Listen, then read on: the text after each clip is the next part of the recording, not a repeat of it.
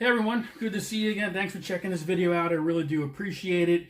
If you like the channel, if you like the videos or this video or any other videos that I've done, certainly, click the like button, subscribe to the channel, hit the bell so that way when I publish something new, you're informed right away. So, wanted to just kind of go back to the Springsteen lessons I had done in the past, and just kind of build upon that a little bit. This is a song probably most people, unless you're a Springsteen fan, you probably don't really know that well. This was off of the Devils and Dust album from 2005. That's when he went on that tour. He went out on that tour solo, but he played every instrument he probably owned as far as, acoustic guitars and pianos and electric keyboards, electric pianos and harps and all kinds of things. I thought this, and I think this tune he actually played almost every night. It's called Leah. And great song, very simple to play on an acoustic guitar. I mean, most of that album was probably all of his albums, but, written on an acoustic guitar, but it lends itself well to just the, solo acoustic type of thing, basically. So, I figured I'd go over that real quick. It's 3 chords, honestly. We're going to put the capo on the 3rd fret. I guess it kind of puts the key of the song in B flat, if I'm right with that.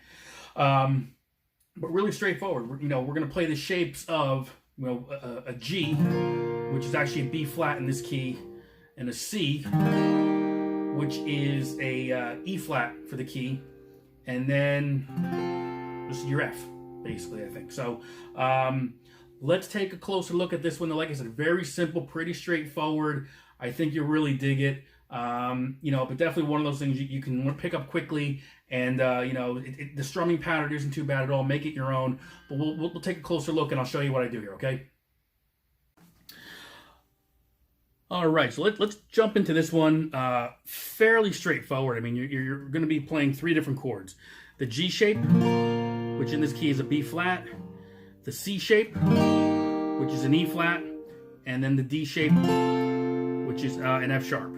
And I wrap around my thumb to get that note up here, the F sharp, okay? Well, F sharp in the D shape, but this actually, I guess it's the A. Okay? So, really straightforward. The strumming pattern, just listen to the tune. But you've got basically, in terms of the structure, you've got your intro, you've got your verse, you've got your chorus. There's a bit of a bridge not a bridge, but a break, which incorporates both stuff from the verse and the chorus, and then the outro. So, but it's just a matter of repeating the same thing over and over again. So let's look at the intro, right? The intro is 2 chords. I'm going to call it the G shape, or G, so that way there's no confusion here. Because if I say B flat, someone's going to wonder, what am I? B flat is that, right? No. So this is going to be your G shape. So we'll call it a G. So it's going to be, that's your first chord. So listen to the song for the rhythm pattern. And I would also suggest trying to stay away from the high E string. It's not really used that much, and you do hear it when you hit it. So I don't think it's really part of the tune all that much. I mean, look, it's not the end of the world, but it's just something I stay away from.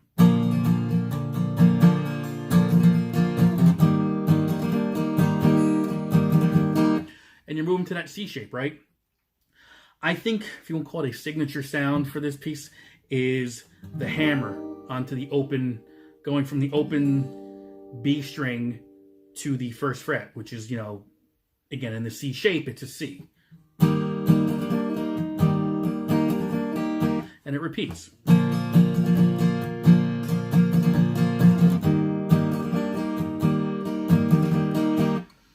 That's your intro, and that's also the verse. So as the lyrics come in, the only thing I would do differently here is that the dynamics probably change a little bit. So instead of kind of hitting it, not you're hitting it hard, just bring it down a little bit in terms of volume.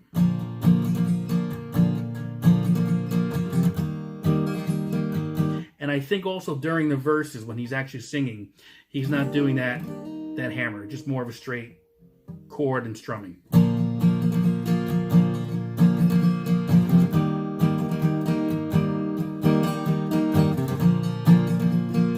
Right? So that's all you have to do for that. The next part is, I guess, the beginning of the chorus, and that's where you go to that D shape. back to the C.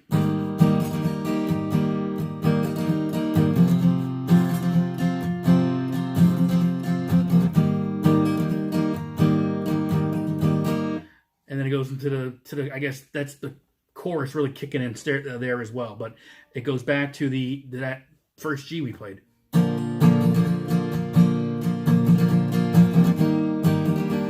And then you're going to incorporate that hammer at that point as well. So the only time you're not doing that hammer is just during the verses. That's all. So the chorus would be.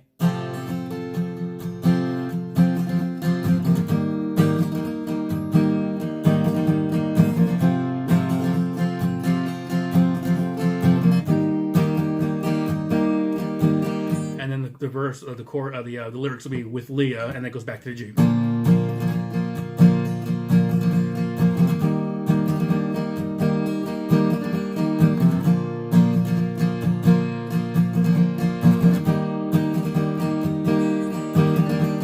Right, so there's your intro, your verse, and your chorus, and then I guess it's after the second chorus.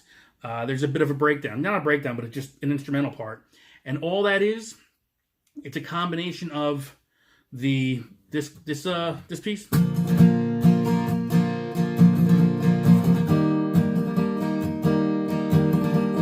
Right, so it's coming out of the second chorus, and then there's a part where there's a trumpet that comes in, right? And it's coming in on that F.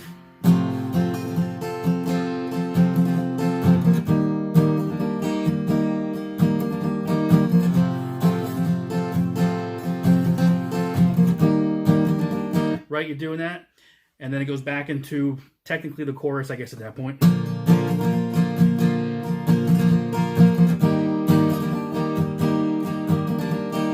All right, back into the verse, which is the same thing we've been doing the whole time.